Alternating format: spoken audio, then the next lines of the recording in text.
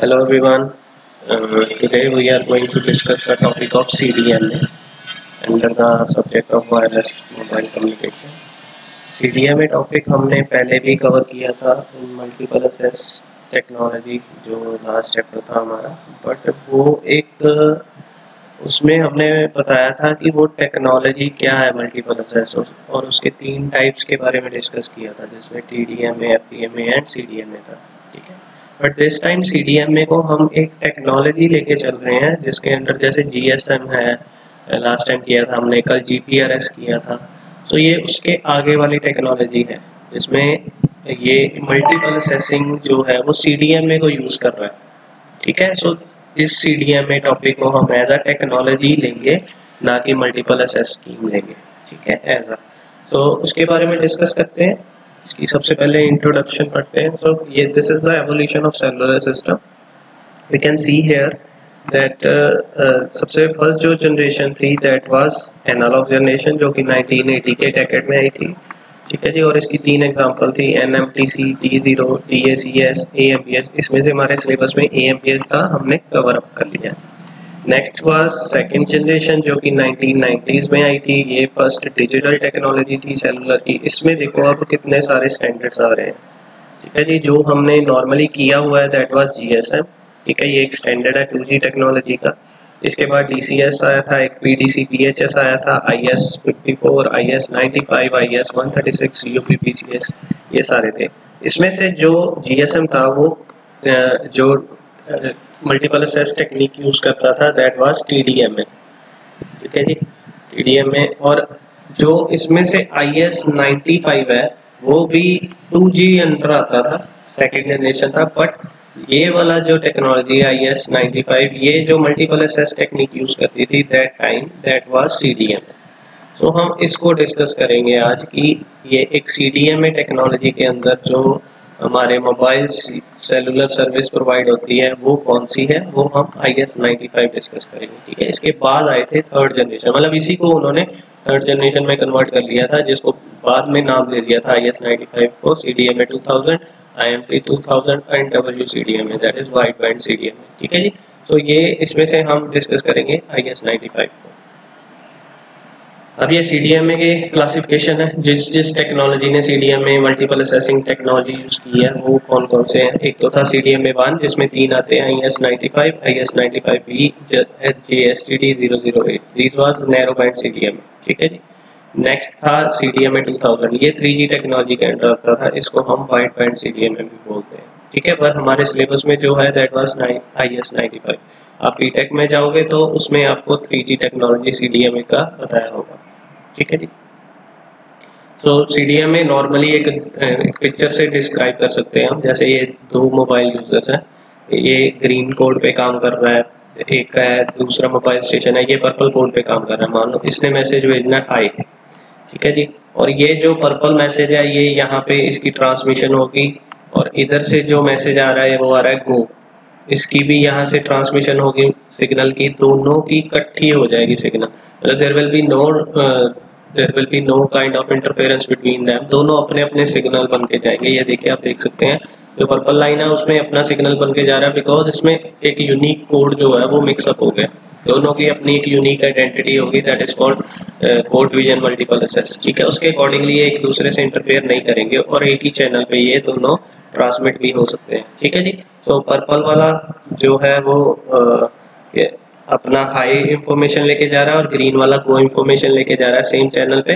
बाद में जब जो दूसरे एंड पे जो मोबाइल यूजर है रिसीवर एंड पे, वो क्या करेगा, जिसने हाई रिसीव करना था या जिसका नंबर हाई वाले ने ट्रांसमीटर ने रिसीवर एंड पे सेंड किया था जिसको, वो अपने आप अपना मैसेज उठा लेगा, दूसरे मैसेज को एज इग्नोर कर देगा, वो एज अ नॉइस मान लेगा उसको। ऐसे ही दूसरा मोबाइल स्टेशन जो ग्रीन कोड में रिसीवर एंड पे काम कर रहा है वो अपनी इंफॉर्मेशन को जो है वो पिक कर लेगा और हाई को इग्नोर कर देगा। So this is the CDMA। इसमें क्या होता है, ना तो कोई फ्रिक्वेंसी का इशू होता है, सेम फ्रिक्वेंसी पे जो डाटा है वो मल्टीपल यूजर्स का भेज सकते हैं, और ना ही कोई टाइम लिमिटेशन होती है, जब मर्जी दोनों तरफ से डाटा सेंड कर सकते हैं या रिसीव कर सकते हैं। ठीक है सर, ये तो एक पिक्टोरियल व्यू था इसका। आगे बढ़ते हैं इसको CDMA के introduction. CDMA is a channel access method used by various radio communication technology. It is an example of multiple access technique in which several transmitters can send information simultaneously over a single communication channel. So एक ये channel access method basically हम CDMA multiple access method मानते हैं, ठीक है जी, जो कि बहुत सारे रेडियो कम्युनिकेशन टेक्नोलॉजी में यूज भी होता है और है क्या, जिसमें several transmitters can send information over a single communication channel. So ये था CDMA basically जो technology multiple access technique. But CDMA was standardized at Internim Standard 95 जिसको हम IS 95 बोलते हैं, उसकी फुल फॉर्म है Interim Standards 95. ठीक है जी, ये जो CDMA की फर्स्ट टेक्नोलॉजी थी सेलुलर टेक्नोलॉजी जिसने CDMA multiple access technique use की थी, ठीक है जी। किसने बनाया था इसको? टेलीकॉम इंडस्ट्री एसोसिएशन ने, यूएस की टेलीकॉम इंडस्ट्री एसोसिएशन ने इसको जनरेट किया था for the public. IS 95 allows each user within a cell to use the same radio channel, and users in the adjacent cells also use the same radio channel since it is a direct sequence spread spectrum CDMA system. अब इसमें क्या था कि अगर कोई भी जितने मर्जी सेल में जितने मर्जी मोबाइल हो वो सारे एक ही फ्रिक्वेंसी पे काम करते थे, मतलब there was no kind of different frequency for each base station, because we know that कि इसमें एक यूनिक कोड पे काम होता है तो कोई इंटरफेरेंस होने के चांसेस ही नहीं है, ठीक है। हमने DSS भी पढ़ा हुआ है, डायरेक्ट सीक्वेंस स्प्रेड स्पेक्ट्रम, जिसमें एक जो लिमिटेड स्पेक्ट्रम है वो उसमें हम उसको स्प्रेड कर देते हैं by mixing the PN sequence जो कोड होता है, ठीक है। CDMA completely eliminates the need for frequency planning within a market. So इससे क्या हो गया, जो फ्रिक्वेंसी प्लानिंग हम करते थे GSM की, हम फ्रिक्वेंसी रीयूज करते हैं उसमें कि हर क्लस्टर के बाद दोबारा फ्रिक्वेंसी यूज करें, इसमें ऐसी कोई जरूरत नहीं पड़ी हमको, क्योंकि वो किसी भी फ्रिक्वेंसी पे जो मर्जी डाटा भेज सकते हैं with different code. So next इसके हैं IS 95 uses a different modulation and spreading technique for the forward and reverse link. अब इसमें दो चैनल्स यूज करते हैं, forward link and reverse link, दो लिंक्स होते हैं IS 95 में। On the forward link, the BS simultaneously transmits the user data for all mobile in the cell by using different spreading sequence for each mobile. अब normally क्या करता है, base station जो है वो सारे यूजर्स का डाटा इकट्ठा करके और उसको डिफरेंट स्प्रेडिंग सीक्वेंस में कन्वर्ट करके हर मोबाइल को भेज देता है, ठीक है जी। Pilot code is also transmitted simultaneously at a higher power level. अब इसके चार चैनल होते हैं फॉरवर्ड लिंक में, traffic channel, paging channel, sync channel और पायलट चैनल, ठीक है जी। ये आपने जस्ट रिमाइंड रखने हैं कि ये चार चैनल जो है वो फॉरवर्ड लिंक में काम करते हैं, ठीक है जी। Paging channel, sync channel, pilot channel, traffic channel. आगे रिवर्स लिंक में क्या होता है, all mobile respond in an asynchronous fashion and have constant signal level due to power control applied by base station. हमने पावर कंट्रोल मेथड पढ़े हुए हैं, open loop and close loop, उसके अंडर ये काम करता है। तो सारे मोबाइल जो है वो एसिंक्रोनस फैशन में काम करते हैं। एसिंक्रोनस फैशन मतलब there will be no time limitation, जब मर्जी डाटा को रिसीव कर सकते हैं, there will be no need of synchronisation, and सारे एक ही सिग्नल लेवल पे काम करेंगे बिकॉज पावर कंट्रोल्स जो बेस स्टेशन है वो उसने पावर कंट्रोल मेथड यूज किया हुआ है। तो इसमें दो तरह के चैनल काम आते हैं, ट्रैफिक चैनल, एक असेस चैनल, ठीक है जी। रिवर्स लिंक में दो channels, traffic and assess. Forward link में चार थे, traffic, paging, synchronous and assess channels, pilot channel sorry, ठीक है। सो नेक्स्ट पढ़ते हैं, अब इसके फीचर्स क्या है। सबसे पहले फीचर था एक तरह का GSM टेक्नोलॉजी की तरह है बट इसमें उससे ज़्यादा फीचर्स थे। तो फर्स्ट फीचर था डिजिटल वॉइस ऐड की हुई, मतलब डिजिटल जो टेक्नोलॉजी यूज करता है सारी, तो डिजिटल वॉइस जिसमें QCL फिक्स्ड रेट 14.4 kbps का कोडर लगा हुआ है, ठीक है जी। इसके अलावा ये चार coder different bits per second पे काम करते हैं, ठीक है। Use of voice activation to reduce interference, तो इसमें इंटरफेरेंस जो है वो रिड्यूस की गई है। As data rate reduces, the transmitter can reduce the power to achieve the same error rate. So इसमें bit error rate भी कम होगा, ठीक है, because data rate जो है वो reduce करके भेजते हैं और जो power level है that will also be reduced. तो ये dual mode में भी काम करता है, dual mode में AMPS CDMA दोनों की तरह काम कर सकता है, और जो इसके dual band है 900 and 1900 मेगाहर्ट्ज बैंड पे काम करता है, ठीक है जी। लो पावर हैंडसेट मतलब जो इसके हैंडसेट है उसकी भी लो पावर जो फीचर है वो इनेबल है, इसमें स्लीप मोड सपोर्टेड है। Soft hand of possible, hand of हमने पढ़ी हुई है, हार्ड एंड सॉफ्ट, इसमें जो है सॉफ्ट हैंड ऑफ जो काम करती है, ठीक है जी। सॉफ्ट हैंड ऑफ होता है कि जब दूसरे बेस स्टेशन के पास कोई भी मोबाइल जाता है तो उसके अंदर जाने से पहले ही ये उसको जो अपना एक बेस स्टेशन है वो दूसरे बेस स्टेशन को रिक्वेस्ट कर देता है कि ये आप अपने पास रख लो इस फ्रिक्वेंसी को, ठीक है। Next is digital data services. तो इसमें डिजिटल डाटा सर्विस सारियाँ सपोर्ट करती थी। टेक्स्ट भेज सकते थे हम, फैक्स भेज सकते थे, इससे सर्किट स्विच डाटा जो कि MSC से बेस स्टेशन तक का होता है। नेक्स्ट एडवांस टेलीफोनी फीचर थे जिसमें कॉल वेटिंग भी कर सकते थे, वॉइस मेल भी सेंड कर सकते थे। तो these are the features. Next इसके और फीचर्स हैं, इसकी सिक्योरिटी। जो इसकी सिक्योरिटी है that is a CDMA signal. सबसे हमें पता है कि CDMA सिग्नल जो सिक्योर है। नेक्स्ट केव इंक्रिप्शन है इसकी, सो इंक्रिप्शन मेथड यूज किया हुआ है for the security purpose. Next इसका एयर इंटरफेस स्टैंडर्ड है, सिर्फ CDMA FDMA FTD ये इस टेक्नोलॉजी पे मल्टीपल एसएस पे काम करते हैं। ट्रैफिक चैनल जो है वो 1.25 मेगाहर्ट्ज रेडियो चैनल सेंड कर रहा है, ठीक है जी।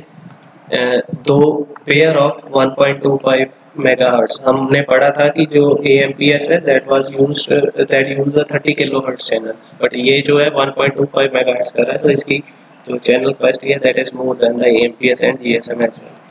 Next, several users shares a radio channel separated by code, not a time slot or frequency. जो several users हैं वो सारे same radio channel को separated by होंगे code, ना तो time slot का कोई issue है ना frequency से different होंगे। Receiver performs a time correlation operation to detect only desired code word. अब जो receiver end पे एक time correlated block होता है वो क्या करता है, सिर्फ उसी कोड को एक्सेप्ट करता है जो ट्रांसमीटर की तरफ से सेंड किया होता है, ठीक है जी। सो ये टाइम कोरिलेटेड मेथड बोलते हैं इसको। All other code words appear as a noise due to decorrelation. बाकी सभी जो code words है उसको वो as a noise मान के ignore कर देता है। Receiver needs to know only code word and frequency used by transmitter. So these are some features of IS-95. इसके अलावा फीचर्स हैं इसके, adjust power open to prevent near far problem. अब हमने ये लास्ट टाइम पढ़ा था कि जो CDMA है उसमें कई बार नियर फायर प्रॉब्लम आ जाती है, लेकिन उसको भी इसमें सॉल्व कर दिया गया by using power method, power control method and rake receivers, ठीक है जी। एंड यूनिवर्सल फ्रिक्वेंसी रीयूज की कोई ज़रूरत नहीं है, ठीक है जी। कैपेसिटी इसमें वैसे इंक्रीज कर सकते हैं।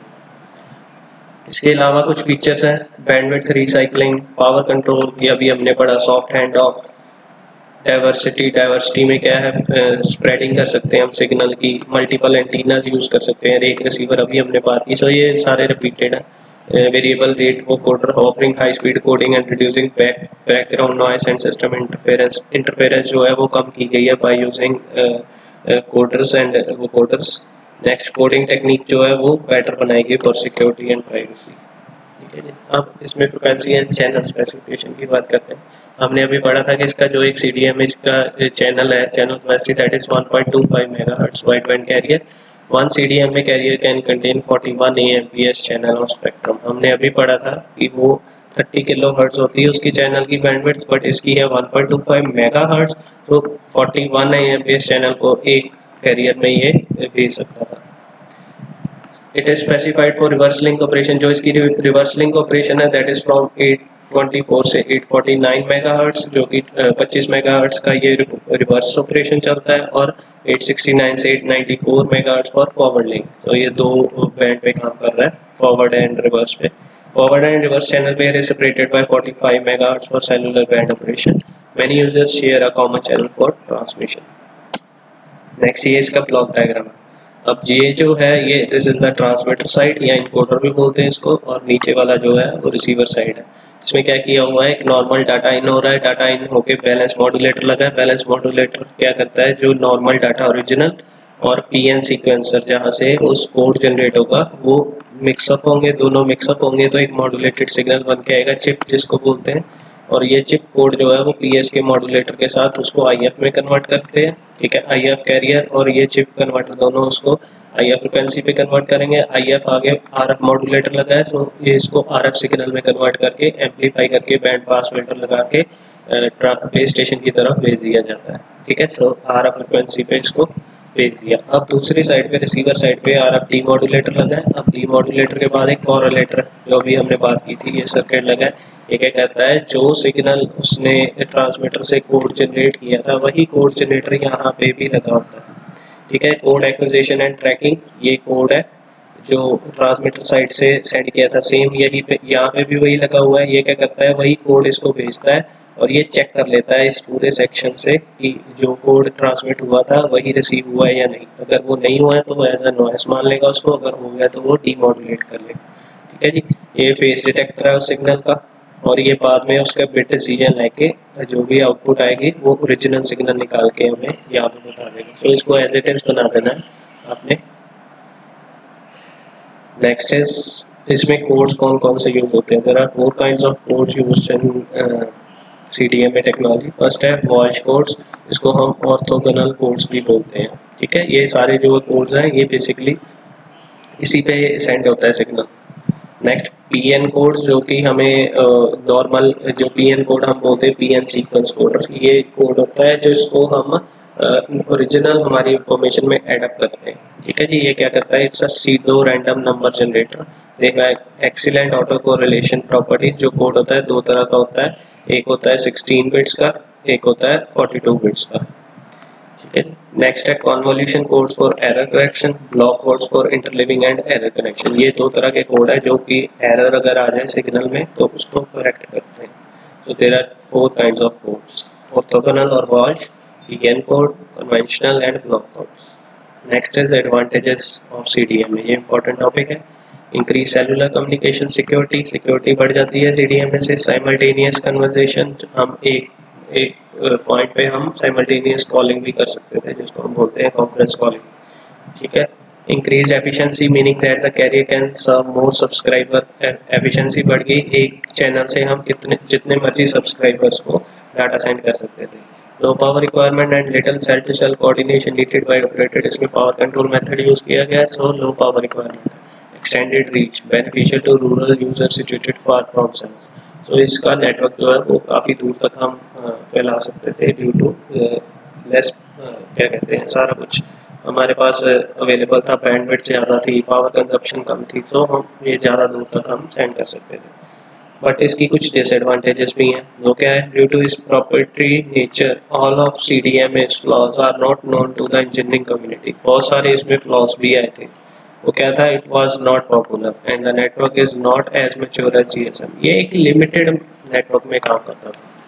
हमने पढ़ा भी हुआ है, मैंने लास्ट टाइम आपको बताया था कि CDMA जो मोबाइल होते थे वो सिर्फ एक लिमिटेड जो कहते थे ऑपरेटर्स के पास होते थे, जैसे टाटा इंडिगो हो गया, रिलायंस हो गया। तो वो क्या करते थे, उनको एक हैंडसेट देते थे और वो हैंडसेट में सिर्फ उन्हीं का ऑपरेटर काम आता था, कोई दूसरा ऑपरेटर वो नहीं चला सकता था उसको। सो ये कुछ काइंड ऑफ ऐसे इश्यूज थे जो जिसको हम कहते हैं कि पॉपुलैरिटी इसकी कम थी if we compare it with the GSM.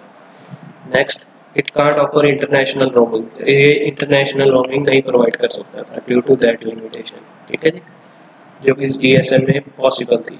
ये थी advantage। नेक्स्ट है इसका, ये टॉपिक 5 मार्क्स में हर टाइम आता है, 100% आएगा, CDMA वर्सेस GSM टेक्नोलॉजी। तो इसको हमने ऐसे ही लिखना है, that will be better for you to understand. सबसे पहले फुल फॉर्म दोनों की लिख सकते हैं। GSM की we know that global system for mobile communication, CDMA की कोड विजन मल्टीपल एसेस। इसमें जो टेक्नोलॉजी यूज करते थे GSMA that was FDMA and TDMA, CDMA में हम करते थे CDMA technology. Availability, it is globally used and available. ये ग्लोबली यूज किया जाता था by all the countries of the continent, by all the countries of the world. और जो CDMA था वो फ्यूअर कंट्रीज ने अडॉप्ट किया था। डाटा स्पीड रेट जो थी इसकी मैक्सिमम थी 384 kbps, बट इसकी जो डाउनलोड जो स्पीड थी that was in the Mbps, that was 2 Mbps पर second, 2 Mbps। Features, GSM supports transmitting data and voice both at once. CDMA does not support this feature. ये दोनों data और voice को इकट्ठे नहीं सेंड कर सकता। कस्टमर इंफॉर्मेशन जो थी वो सिम कार्ड में स्टोर होती GSM के, बट इसके CDMA के स्टोर्ड इन हैंडसेट और phone.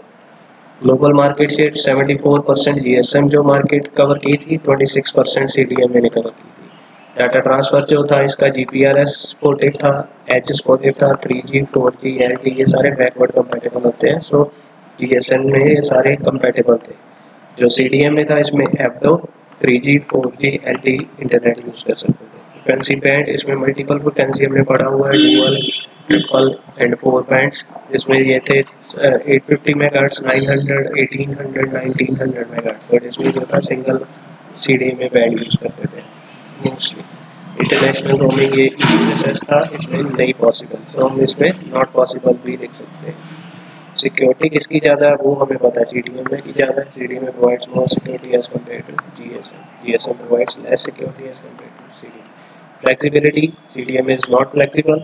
GSM is more flexible than CDMA as the SIM can be replaced with another GSM device. तो उसमें SIM को हम किसी भी डिवाइस में डाल सकते थे, बट CDMA के केस में ऐसे नहीं हो सकते। ठीक है, अगर इसके जो मेन क्वेश्चंस बनते हैं हमारे related to previous papers, सबसे पहला explain the CDMA technology with block diagram, write down its advantage and disadvantage, ये कवर हो गया हमारा। differentiate between CDMA and GSM technology, अभी लास्ट में किया हमने, write a short note on IS-95। अगर ये क्वेश्चन आएगा तो आपने इंट्रोडक्शन में जो दिया है और इसके फीचर्स जो है वो लिख सकते हैं। CDMA stands for, IS-95 stands for, PN sequence stands for, इसके आंसर आप खुद ढूंढ के मुझे बता सकते हो। ठीक है, अगर कोई क्वेश्चन हो इसके रिगार्डिंग तो पूछ सकते हो। Thank you.